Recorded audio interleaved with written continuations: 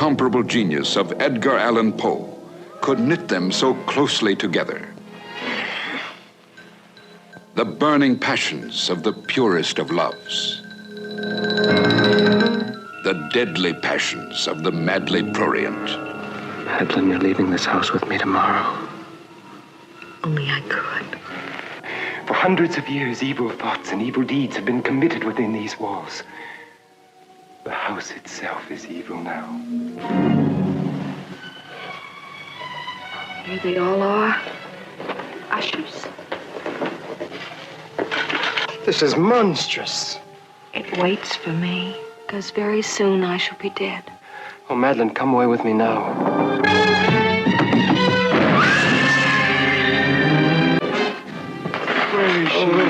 Where is she? Where is she? You buried your own sister alive. I did. But she's dead now. The master hand of the macabre creates its masterpiece.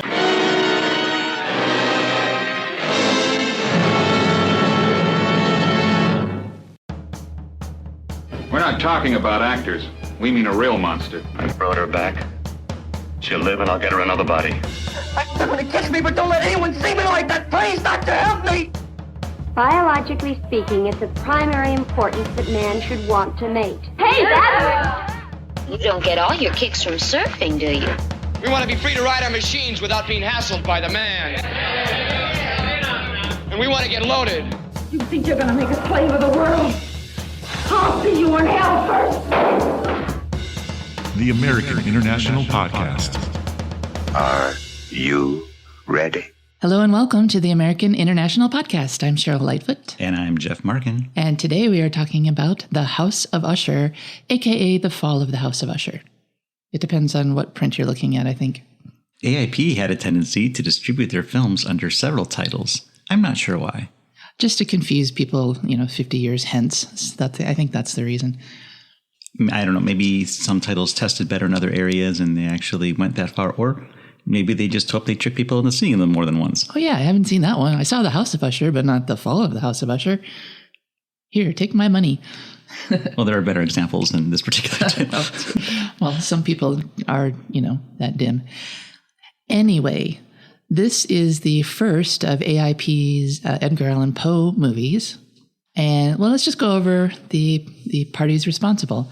It was produced and directed by Roger Corman. The screenplay, obviously it's from a story by Edgar Allan Poe called The Fall of the House of Usher, but Richard Matheson wrote the screenplay, and he's best known for I Am Legend and what else? He wrote the story The Incredible Shrinking Man.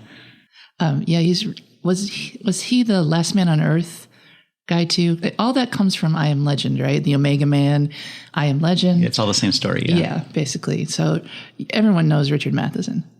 He's a great writer. Yeah, one of my favorites. And this is a great cast to read because there's only 4 people. There is the great Vincent Price, of course, as Roderick Usher, Myrna Fahey as Madeline Usher, Mark Damon as Philip Winthrop, and Harry Ellerbe as Bristol, the butler. And Vincent Price would, of course, go on to work with Corman on the rest of the Poe movies. And basically they went hand in glove as a team to produce many more.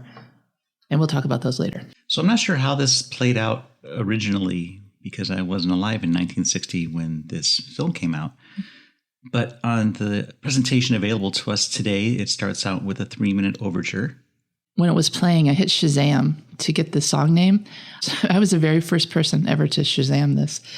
And the music is main title from The House of Usher by Les Baxter, who did all the music for this. And the title on the print available today is The Fall of the House of Usher. But most of the advertising that we found says House of Usher, so we're going with that one. Right. Yes, and this was Vincent Price's first movie for AIP. Oh, I didn't know that. Oh, cool. When did... Oh, Beach Party came later, right? Beach Party was 1963 because he references Pit and the Pendulum in that one. Right. So it was the beginning of a long and fruitful relationship. Fruitful. Speaking of, what's the opposite of fruitful? Because that's how the movie opens, with a man on horseback going through basically a devastated, deforested land There appears to be like smoking ruins ahead. He's going through this field of barren trees, and it's gloomy and dark. And he arrives at a lot of ground fog. Yeah, or smoke. Could be smoke. He arrives at a sort of desolate-looking manor. Yeah, it's a really nice painting. It is. But, there's a few, set pieces there. There's a fence, and there's a nameplate on the fence, and it says Usher. And it's all very dilapidated and, desiccated looking. He walks up to a post and ties up his horse. We will never see this horse again. And then he goes to the door, and he raps on the door. I'm going to make a nice knocker joke here. But anyway, he just raps on it very loudly. The door opens, and he's greeted by Bristol, the butler of the House of Usher. So the man, his name is Philip Winthrop, and he wants to see Madeline, who lives at the manor. He pretty much demands it and says that they're betrothed, and as such, he should be allowed to see her. Yeah, because Bristol did not want to admit him. Madeline apparently is confined to bed, not seeing any visitors, on orders of Roderick Usher, who is the lord of the house. So Winthrop asked to see Roderick to discuss this sort of a ban on Madeline, and gets admitted to the home. But he clomps across the floor, and Bristol makes him take off his boots. Yeah, Bristol's wearing shoes, so he's learned to walk quieter, I suppose. Yeah, so Philip sits down to take off his boots, goes to hand them to Bristol, who's vanished. And so he walks around in his sock feet, just kind of getting the lay of the land. And then all of a sudden, Bristol pops up from around a corner with a pair of kitten-heeled shoes for him to wear in the house. When he's looking around the room, it gives us a chance to take a look at the set pieces in here. These are amazing sets. Everything about this film is kind of beautiful. The costuming is great. The sets are terrific. They're just so detailed. Everything down to the art on the wall is part of the story. And it's important in this case because in its own way, the House of Usher is itself a character that didn't get mentioned in our opening. That's right, because it's, it's not a person. It didn't get a credit. It's the title character. That's true. So once reshod, Bristol and Philip make their way upstairs to talk to Roderick. As soon as they get to the door, it swings open. They didn't get a chance to knock on that door. And then we see a blonde-haired Vincent Price. Yes, he's very, he looks like a beach boy, kind of. It's really cool. And he doesn't have a mustache here. So he shaved his mustache and he went blonde to he looks kind of, pale and sickly. His blue eyes really stand out, though. But still regal. Yes. Oh, of course. He's dressed in this fantastic, red greatcoat, kind of like a, 19th century Hugh Hefner almost. I love his performance in this. It seems so scaled back from what we expect from Vincent Price. Yes, but it's still powerful. It is, because he's playing a sickly character, or someone who believes he's sickly, and we'll get into that. Right. But it makes the time when he breaks out of that for just a little bit that much sweeter. Yeah. So this is Roderick Usher, who is, the lord of the house, I guess you'd say. Even though this is America, we don't have lords. But he's in charge. And he's livid that Bristol has admitted this visitor. And he explains that he is very sensitive to sound and that he heard the horse clomping through the forest. He heard the rap on the door. He heard him stomping through the floor. He heard every footstep, even in his soft shoes, coming all the way up. So Philip explains that he has ridden all the way from Boston, where he and Madeline became betrothed. Apparently she used to live there as well. And had a great time there. There was no issue with her health at that point. So he would like to see her. Roderick insists that that's impossible, that she is not well, and it would be best if Philip left. But Madeline does appear here. And honestly, she looks okay. She's got a little bit of bedhead going on, but she doesn't look like she's on death's door or anything. She doesn't seem that surprised to see Philip, but she seems amazed that he's there. Yeah, that he came all this way. We don't know where we are. We're somewhere in New England. Not in the city. And we're not in Boston. We know that much. But, on horseback, you could take 3 days to ride to the other end of the state, for all we know. And it's Madeline who requests that Philip be allowed to stay. So Roderick relents, but insists that Madeline returns to bed. Philip is looking at a painting above the fireplace here, and he stands by the fire He's looking at this sort of like luridly painted picture of the house. It's very red. It's very angry looking. And while he's standing there admiring the picture, some sparks jump out of the fireplace and burn his leg. And this is just as Roderick returns. Yeah. Roderick comes back, says that he painted the painting, and then he picks up the lute. That's his hobby, I guess. We see it sitting there before he comes in. He picks it up and he starts kind of like plucking away at it, playing a song that's frankly not that melodic. And he quizzes Philip on his intentions regarding Madeline. And he says his intention is to marry her and eventually have children. God willing. And that makes Roderick grimace very theatrically, saying that if you only knew the horrors you have painted in my mind. And Roderick goes on to further explain his oversensations. It's not just his hearing that's overly sensitive. No, he's sensitive to light, to touch, to taste, odors, anything that, you can only have bland food. You can only wear the softest fabrics. Yeah. The dimmest light. Yeah, he can't abide any kind of physical sensation whatsoever. He says the ushers suffer a morbid acuteness of the senses. And that he expects both he and Madeline to be dead soon. Hooray!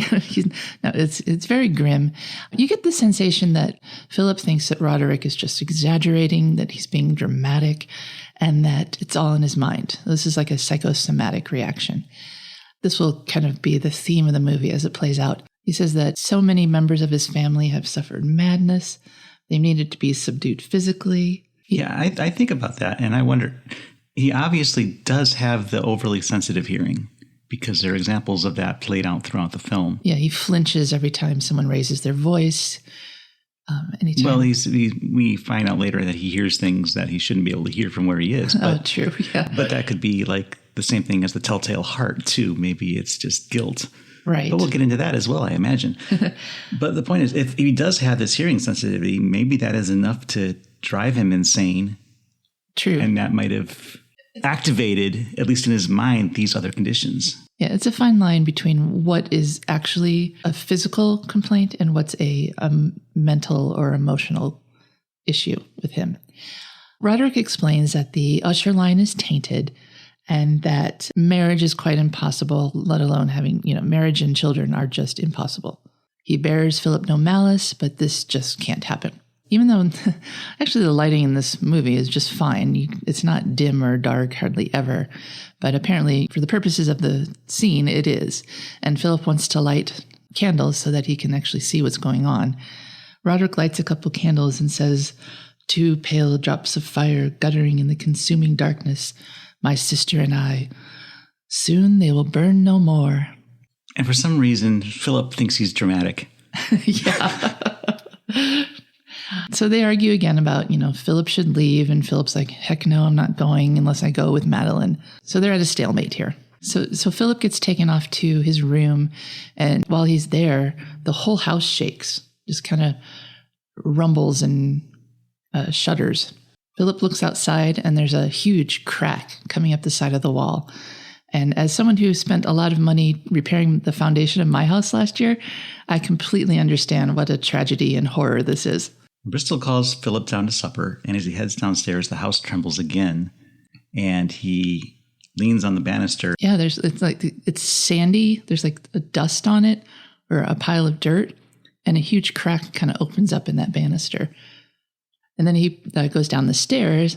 The house shakes again. Yeah, it's pretty frightening. It's like an earthquake is happening. And he walks under a chandelier, which basically comes off the ceiling and nearly brains him. It makes a loud crash, so Roderick hears it. He rushes in. Everybody hears it. Madeline rushes to him and makes sure that Philip's okay because he's down on the ground. Philip says, you should fix this crack in your foundation. You should fix the house, if not for future generations' sake, for Madeline's sake. And Roderick says there's no point in fixing it because they'll be dead soon. Which, boy, if I had thought that, I could have saved a lot of money on my house. And Madeline immediately changes the subject and asks about Boston. Yeah, and Philip says that everyone there misses her. So apparently she was quite sociable and had no issues being there. I wonder what she was doing. Do you think maybe she was in school or something? That's probable.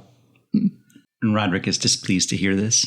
They have dinner. It doesn't look very good, and Madeline doesn't eat anything. But I think Madeline just doesn't eat. Later that evening, the three of them, everyone but Bristol, are sitting around what appears to be a drawing room. And Roderick is noodling around with his lute again.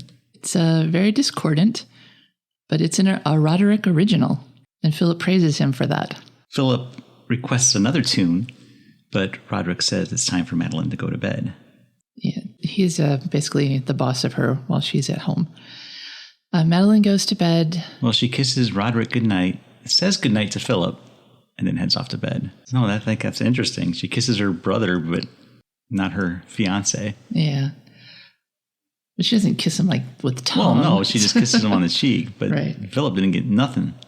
Well, it's the 1800s, Jeff. Maybe she didn't want to kiss him in front of her brother. She'll kiss him later. So now we just have Roderick and Philip in the room, and Roderick declares that everyone should retire. And Philip declares again that tomorrow he's going to leave with Madeline. And right in the middle of this conversation, Roderick just walks off. He leaves him hanging. Basically doesn't listen to the rest of it. It's hilarious. Since Philip is left alone, he heads up to Madeline's room and sneaks in. Yeah, and very terrifyingly wakes her with a hand over her mouth so she doesn't scream. They make out for a little bit. He tells her that he loves her and that they should leave. And she says she can't. And then Roderick walks in and finds him there. Yeah, there's a big to-do. Madeline thinks that he hates her and wants to keep her prisoner. Well, he denies this and says that he loves her. Yeah, there's a lot going, these psychosocial, sexual implications here. But he wants to keep her there for her own good, for her own health and safety. He thinks she should stay there. He's wrong. And Philip once again announces his intention to leave with Madeline as early as tomorrow. So, basically they're never going to agree on this matter. It will come up several more times, though, before the end of the movie. They hear some more creaky noises, and Philip goes to investigate. He goes to check on Madeline, but finds her bed empty. So he starts looking around the house for Madeline. As he heads to the staircase, he leans on the banister, and it cracks, and he almost falls over. Yeah, he almost goes to the first floor, which I guess is the whole purpose for those long balconies overlooking the first floor. Whenever you see him in a movie, some character's going to fall over the edge of it. It's like Chekhov's gun. He heads downstairs, and as he gets to the ground floor, he hears a door close across the hall. So he heads in that direction. And he finds himself in the chapel where Madeline is passed out. Yeah, he nearly steps on her. And Bristol appears out of nowhere and explains that she walks in her sleep. But don't wake her up because the shock could kill her. And Philip wants to take her back to bed, but Bristol insists that he do it because he's done it many times and knows how to do it without waking her. Right, and I guess being in the arms of her lover would wake her up, I guess is how I interpreted that. So the next morning, it's breakfast time, and Philip goes into the kitchen where there's a cauldron of something brewing over the fire. And Philip walks in. He wants to make a breakfast tray for Madeline. He orders eggs, but Bristol insists that he gets gruel. Yeah. Gruel is not only part of this complete breakfast, it is this complete breakfast. Because of the sensitivity to taste, it's all that she can bear, apparently. Jeff, what is gruel? It's kind of like really fine oatmeal, I believe. That's what it looks like. It's like pasty, but it's also bubbling, so it's kind of liquidy. It looks revolting. So Philip quizzes Bristol on, what his deal is. He's been with the family for 60 years and plans to die when the house collapses around them. And we should mention that Bristol is wearing a lot of stage makeup to make him look as old as he is supposed to be. It's like when my son was in theater and he had to play an old person, and they would take like brown eyeliner and draw wrinkles on them. Maybe this film wasn't meant to be viewed in high def, and maybe it looked better on film grain back in the day. But today, it's very noticeable. Yeah, very stagey. Philip brings Madeline her breakfast. And again, the room is perfectly well lit, but he declares it too dim and pulls open the curtains to admit the sun. Not that there is any. This is where we find out an interesting fact that Roderick has to take drugs to sleep. Yeah, so he won't be bothering them for quite some time. So they have a chance to have a discussion. First, he tries to get her to eat, though, and he's feeding her like a baby, and she's like a baby, refusing to eat anything. And she says that she wants to go with him, but she can't because she's fully expecting to die. Yeah, there's a lot of like, you don't understand, but I mean, I don't understand. I can't explain it. You just don't understand. Right. Or I won't explain it. You just don't understand. Yeah, that's fully a third of the movie is them saying, Philip, you don't understand. It's just the way it is. And Philip not understanding because there's nothing stopping you from just walking out the door. And you have to wonder, she doesn't seem to have the symptoms that Roderick is expressing, even though he claims she has them all. Right. She just doesn't eat anything, but it's not that... She can't. She can't. She doesn't seem to have the aversion to light, and she apparently was fine in Boston. Right. So you feel like there's hope for her if she would just get over this mental block or this, Stockholm syndrome that she's feeling by loving her brother so much that she feels like she can't go against his wishes. And so this is definitely how Philip feels, because he thinks this is all ridiculous anyway, and that Roderick is just a nut. Right. So Madeline wants to, further explain why she is doomed. So they go down to the crypt where all the ushers are stored. Yeah, and she introduces him to the family. It's just a bunch of caskets basically stacked in what I would assume is the basement of the home. And the final casket she shows him has the name Madeline Usher. Yeah, and he says, that's gruesome. Whose idea was that? Roderick's? And apparently it was. But, I guess he's just planning for the near future. And there's supposed to be one for him, too, although we never see it. No, we won't need it. And as they go to leave, one of the caskets attacks. Yeah, Grandma Miriam's coffin tumbles to the ground and spills open a skeleton. Was there another earthquake at this point, or another housequake? No, I don't think there was. I think it was just out of nowhere. That's what I thought. This coffin just leaps off its ledge and falls to the ground. And it's all very spooky. It makes Madeline faint, and she has to be returned to bed. And they send poor Bristol to clean up the crypt. That poor dude. So at this point, Roderick takes Philip outside and tells him of the way the land used to be. Apparently, it wasn't always this barren, desolate wasteland. Now we get some flashback video of trees in bloom. It looks like an orchard. It's green grass, although it looks kind of washed out in this print. Sunny days, fresh water, but that's all in the past. That went away before Roderick was born. Yep, all before his time. So there was some sort of blight or curse on the land, and it killed off everything. Except you see a lizard on the rock there. A bright green lizard just kind of hanging out down near the brackish waters of the tarn. So Roderick takes Philip inside and into what appears to be the gallery, the family portraits. Yes. I love the style of these portraits. They don't look like traditional 1800s realistic pictures. These are more like 60s kind of pop art posters, I would think.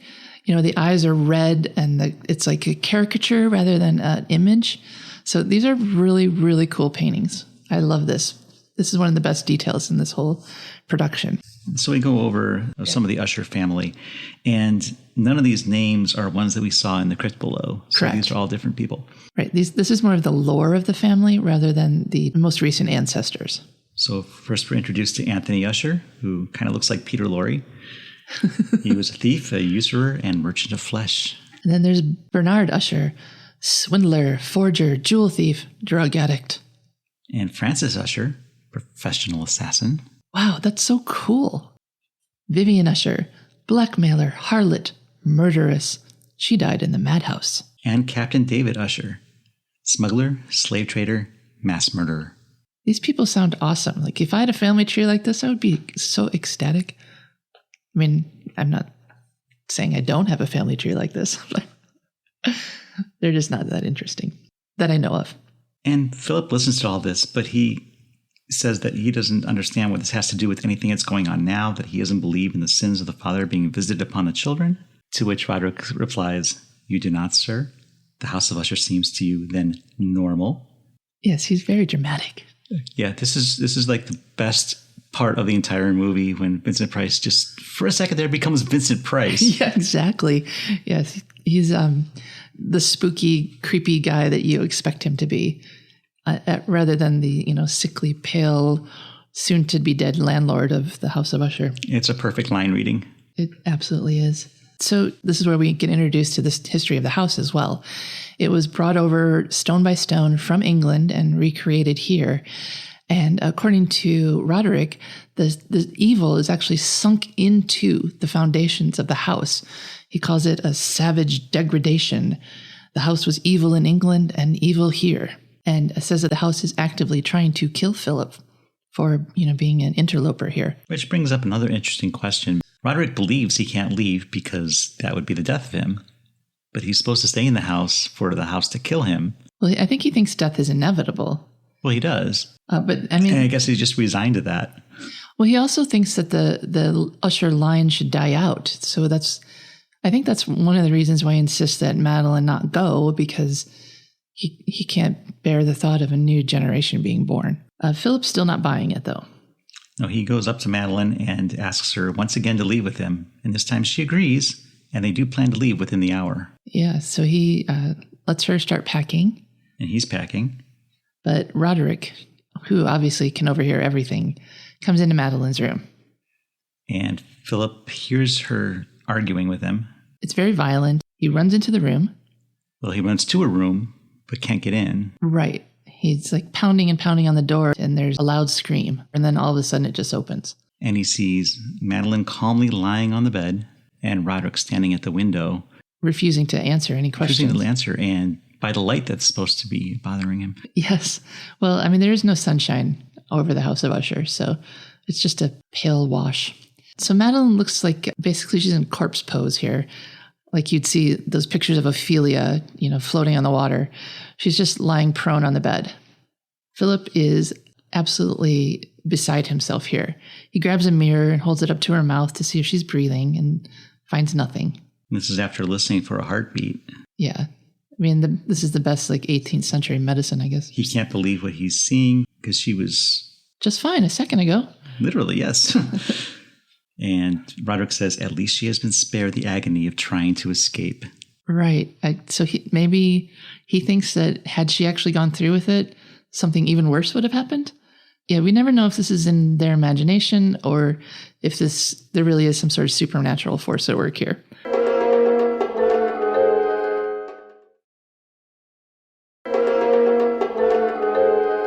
So we're down in the chapel now, and they're having a service for Madeline. Her open coffin stands in front with Roderick and Philip near, and then Bristol kneeling behind them. Yeah, they're kneeling in front of it. Philip is, weeping. Roderick is just sort of looking grim. Philip says, well, at least she's found peace. And Roderick is like, has she?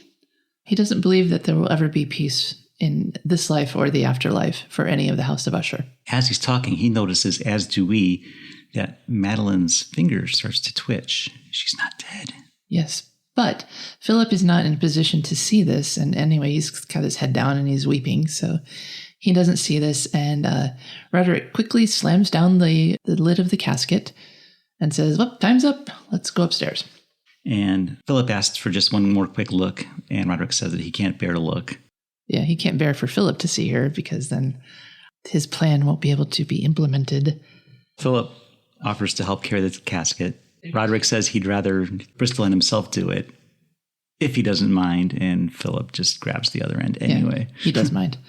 So they're carrying the casket downstairs to the crypt, and then they leave, and as they walk away, the camera kind of zooms in on Madeline's name on the casket, and then we hear a scream. Well, we hear a breathing, then a scream. Yeah. It's very dramatic. So with Madeline out of the picture, apparently, Philip really has no reason to linger in the House of Usher. Yeah, you can bet he would leave as soon as possible. It's very gruesome there. He stops to say goodbye to Bristol. This is apparently the next morning because Bristol offers him breakfast. Yes, which he refuses, but he does have a cup of coffee. A little bit. Yeah. Bristol tries to comfort Philip by saying he didn't kill Madeline. The family has a history of diseases, and he accidentally almost says the word catalepsy. He says enough of it that Philip is alerted that catalepsy runs in the family, so... He immediately deduces that Madeline might have just been cataleptic, or catatonic, I guess is one way to put that, and rushes to the coffin to open it. Unfortunately, there's a huge padlock on the coffin, though. It does seem a little extreme for a dead person. Right. Like, what were you expecting? Someone to get in or someone to get out?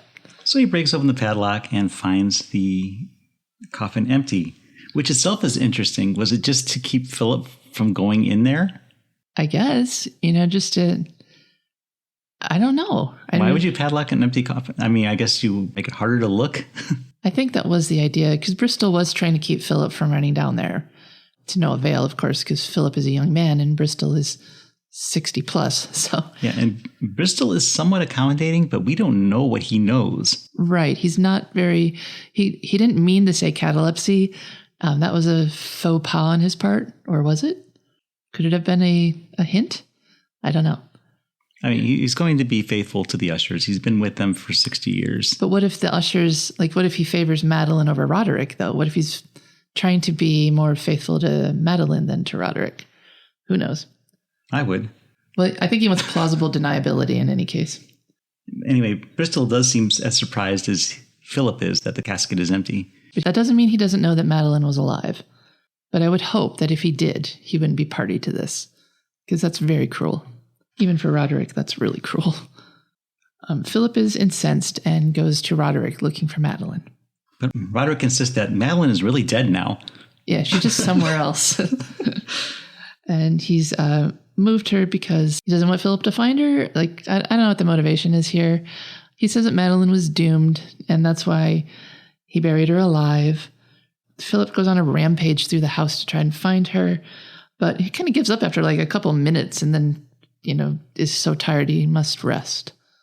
Yeah, Bristol kind of puts him to bed, and he immediately sleeps. I wonder if the coffee was drugged. I wondered that too, because it seems very unlikely that Philip, who loves Madeline this much, has put up with all this nonsense for the first half of the movie, would at this point be like, I can't do this anymore, and just go to bed. So I think maybe there was a little bit of something in the coffee. But I don't know. He thought Philip was leaving. So yeah, I know. It seems a little extreme that they would do this because they were going to finally be rid of him. But I don't know. In the 1800s, though, people got faint all the time for reasons that baffle us. I caught a chill and I had to be put to bed for 3 weeks. And that's just something that happens in those days. So anyway, he has a dream. He has a pretty cool dream. Yeah, there's all this blue light and fog. And he goes into the chapel and it's full of ghosts. Ghosts of the House of Usher. And it's legitimately creepy. As he goes through this crowd of ghosts and they're all going, ooh. Reaching for him, and then some of them have knives or other weapons. And he gets to the end and Roderick is there. And he's got this huge grin on his face and it's really creepy. Yeah, it's like a real dream. I mean, it's like a real nightmare, that maybe it was drug induced. I don't know. It's that vivid and frightening. In the dream, he sees Madeline's coffin and he tries to rescue her out of it and hears a scream. And he wakes up wide-eyed. He wakes up and the shutters are, banging against the house. And immediately has to go confront Roderick once more. Who says that Philip can either leave now or die with him. He also says that he could hear every sound that Madeline made from her casket. Yeah, scratching at her coffin. And as he's describing this, and that he could hear her call out his name, Roderick, Roderick.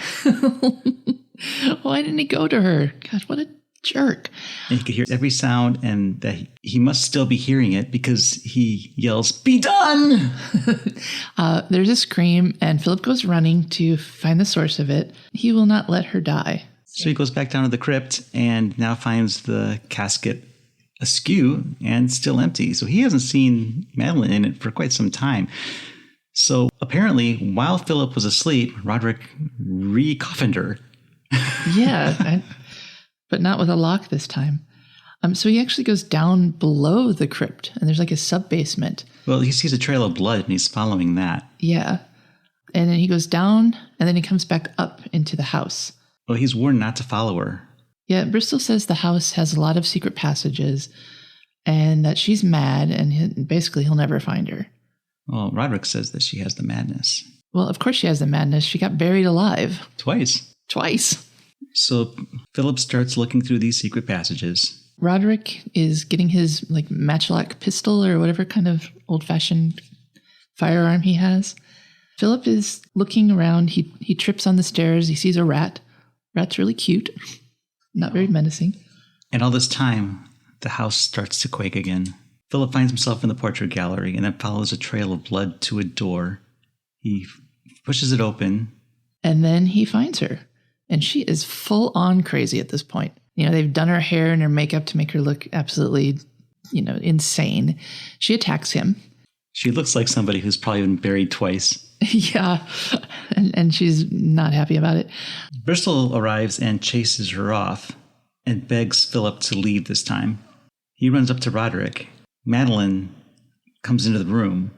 She lunges for Roderick, but Philip stands in her way, so she attacks him again. He manages to throw her off of him, and she goes after Roderick again, and she just starts throttling him. It's like she doesn't know him anymore. And he can't bear to be touched, so he's just in agony as she's throttling him. Right. And while they're struggling, a fire starts. And for, a stone mansion, things start catching pretty quickly. And amidst all these flames, she's still strangling him. We see, flames go up the curtain to the ceiling. You see shots of the ceiling is like engulfed in flames at this point. And all the while, she's strangling him. Philip decides it's probably best for him to leave, that staying here is a lost cause at this point. Yeah. Cut your losses, and Phil. leaves just as the ceiling collapses on Roderick and Madeline. The house lets him out. So it's okay with him leaving. And he leaves. His horse is gone. Poor horsey. And he looks back, and the house is engulfed in flames. It looks kind of like a burning dollhouse, though. Yeah, the flames are much too large for the structure. Right. He stumbles away from the obviously fake house, and we see a Poe quote superimposed over the screen. And the deep and dark tarn closed silently over the fragments of the House of Usher. And with that, the house sinks into the earth. Or the tarn. Or the tarn.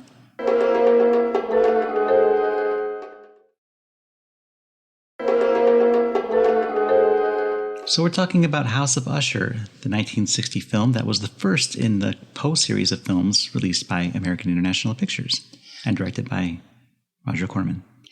This was important in the history of American International Pictures because up until then, they basically specialized in low-budget black and white movies. But for this one, they had a bigger budget and they went in color, and it was glorious color. They built their entire business model on these black and white double features so that they wouldn't have to just be a B picture with another company's A movie, so that they could get more of that cash back themselves. Hammer Films had had a lot of success with their Gothic style films. So it was decided that they should try and do that themselves and take all the money for their two films, put it all into one color picture, and make their first A picture. And this was a turning point for AIP. This movie, they budgeted $300,000, although $100,000 of that went to Vincent Price to star in the movie, which seems like a very princely sum nowadays. To get 1/3 of the movie's budget, that would be amazing. They spent $2,500 on props, which production designer Daniel Heller purchased from Universal Studios. And when we open the movie, we see the exterior, the burned out remains of a forest. That was an actual remains of a fire that Corman had heard about. And he rushed up there to film that scene so that they could get the smoking ruins of an actual forest. The after effects of a California wildfire that they would probably have no problem getting today, just go outside any day, and it's happening somewhere. Yeah, unfortunately. And the fire scene at the end, that was an actual old barn that Corman got permission to burn down. And he loved that footage so much that he actually used it in other movies besides this one. That's not the only time that method would be used in Corman films. And the return on this great investment was $1 million at the box office. What's interesting is that the story in the film is different in a lot of ways from the short story by Edgar Allan Poe, in that the character that in the film is Philip Winthrop was initially a friend of Roderick's, who Roderick invited to visit. Yeah, and he was the unnamed narrator of the story, and he didn't have anything to do with Madeline, really. And Richard Matheson, who we mentioned, wrote the script, took that story and I don't know, Cheryl, do you think it might be an improvement? I haven't read the story since I was like in third grade. Well, I think it's more theatrical, giving agency to more of the characters. Whereas before, Madeline was just basically, she was there and then she died and then she became, let me put air quotes around that, she died and came back as a sort of like murderous madwoman. But here she's an actual person with a life. So I do think that's an improvement, that there's more characterization. It does paint Roderick, though, in a much less benevolent light. He seems like not just her guardian, but her captor, and trying to prevent her from having a life. But, like I said, it made us question whether there was a supernatural element here or if there's just, like this sort of brainwashing going on where he's telling her, you can't leave or something terrible will happen, and then it happens. Right. There is no sense of innocence in Roderick in the film, whereas he's more than just subjugated to these events. Right. He might be the instigator. And especially in entombing Madeline alive knowingly. There's really no justification for that. That is just... Well, that's a Poe thing. He loved talking about that. I know. But yeah, he's very much not a character you can root for in this movie. But you can have so much fun watching him. That's true. And as I mentioned, Richard Matheson is one of my favorite writers. So I'm going to ask this again. Is it okay to improve on an original story like this? Obviously, he adapted it for a different purpose, bringing it to film, and it's more filmic, as you mentioned, with the relationships. Is it okay to do that? I think that anything is fair game. If you can make Winnie the Pooh a slasher movie, then obviously this isn't anywhere near the leap that was. There's always a story. If all you want is the story, you can read the story. But when someone else crafts it into a movie, you've got to expect some changes. I think it's fine. I'm actually in favor of adaptations. So if Baz Luhrmann can take Romeo and Juliet and turning it into, teen gang fights in Southern California, or Jane Austen's Emma can become Clueless, I think it's pretty exciting to take a story and put your own spin on it. And like I said, you can always go back to the original work if you're a purist, but it's perfectly acceptable to me to take a story and make it your own, embellish it, add to it, enhance it in your own way. I think the changes are welcome. What do you think? I would agree. It's not to say that any piece of art is infallible, that another person can build upon it and improve it. So Vincent Price obviously would go on to be in other AIP movies, including the post-cycle movies like The Raven, The Tomb of Ligeia, The Mask of the Red Death, The Pit and the Pendulum. And others beyond that, like Dr. Goldfoot and the Bikini Machine, and the already covered on this podcast, The Abominable Dr. Phibes. Exactly, and its sequel. Then Harry Ellerbe, who was Bristol, would go on to be in Haunted Palace. Myrna Fahey, who did not do anything else for AIP, would have been best known at this time for having appeared in the television series Zorro. Oh, wow. I didn't know that. And Mark Damon actually had a successful career after this. In addition to the AIP movies, The Young, the Evil, and the Savage, Black Sabbath, and The Young Racers, he went on to produce a lot of movies. And ultimately, that was his career trajectory. So we can look forward to seeing some of these actors again in future editions of the American International Podcast. Yep, stay tuned. Including Vincent Price, who we'll be seeing a lot more of. Oh, yeah, definitely. You have to love Vincent Price. He's just so charismatic. Everything he does is watchable. I don't think he ever did a movie that I would call a bad movie. Can you imagine what AIP would have been without him? No, I can't. Would we still be talking about it today? We might, but he definitely classed the place up. All right, do you want to give our ratings on this? Yes, let's. Why don't you go first this time, because I feel like I've been doing it a lot. Oh, that's because I always ask you. In our AIP scale, where A is awesome, I is intermediate, and P is pathetic, I would give this an A for awesome. I love the colors, I love the costuming, I love the sets, I love the paintings on the wall, and I love Vincent Price, even though his character is entirely unsympathetic here. It's Vincent Price, and I enjoy watching him in everything he does. And the story, it does kind of drag a little bit because there's always this back and forth between Philip and Roderick. I'm leaving. No, you're not. You can't leave. She can't leave. But even so, it kept me entertained throughout. I would also give this one an A. Everything about this movie is absolutely gorgeous. I mean, the house itself is obviously a painting, but it's a nice painting. It looks like a pleasant enough place. Well, it could have been. It could have been. I mean, under better conditions before the blight. The set dressing is amazing, and when you said there was a prop budget of $2,500, my jaw dropped. You couldn't see that because this is an audio podcast, but I was quite impressed with that because as I was watching it, I'm look at all this furniture, look at all these set dressings. This is so incredible. They could have borrowed a lot of that stuff though from the prop house. They might not have had to pay for everything, but yeah, I mean it's gorgeous. Everything is really attractive.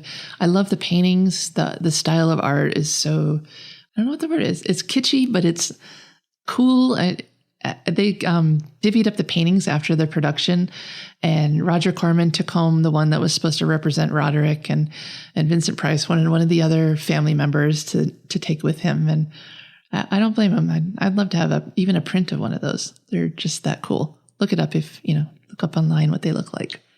And the acting, I think it's great that this film really only has 4 characters aside from the ghosts in the dream. It works very much as a drama and could easily be adapted into a very entertaining play, I think. Yeah, I was thinking that too. It was basically a play on several levels, from the basement to the top floor. Yeah, limited sets. It would work perfectly as a play. Right. I guess that explains the theatrical makeup on poor Bristol. Well, anyway, it was a fantastic film. And obviously, with the reception that it received, it was generally well liked. They went on to do several more Poe Corman productions.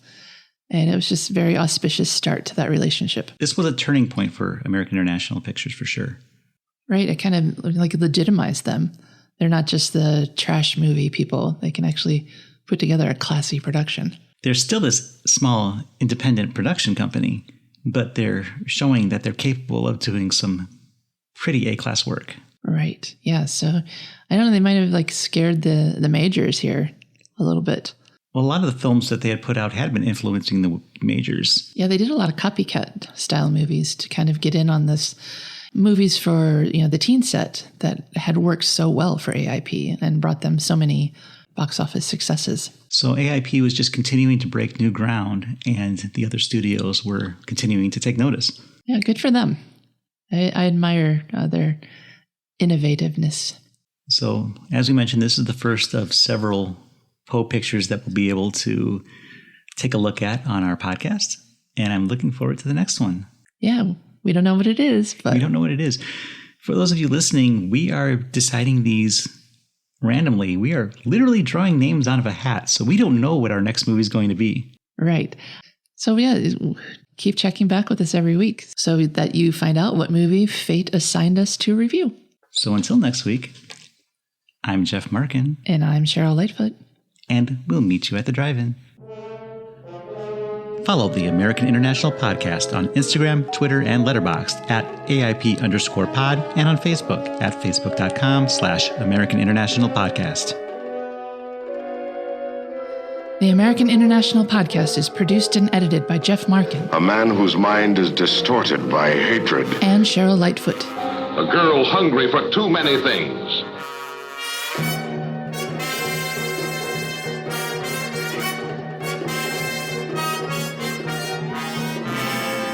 The American International Podcast is part of the Pop Culture Entertainment Network.